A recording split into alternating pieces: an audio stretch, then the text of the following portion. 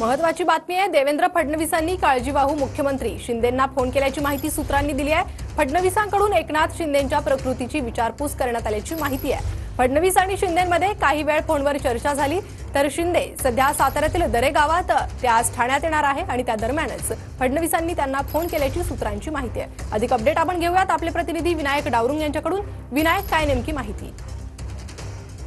आपण जर पाहिलं तर काळजीवाहू मुख्यमंत्री एकनाथ शिंदे जे आहेत ते दरेगावात आहेत। त्यांची तब्येत जी आहे बरी नसल्याची माहिती काल आली होती। त्यानंतर देवेंद्र फडणवीस यांनी सुद्धा फोनवर त्यांची संवाद जो आहे तो साधलेला आहे आणि त्यांच्या तब्येतीची विचारपूस जो आहे ती देवेंद्र फडणवीस यांनी केल्याची माहिती जी आहे ती सध्या मिळते।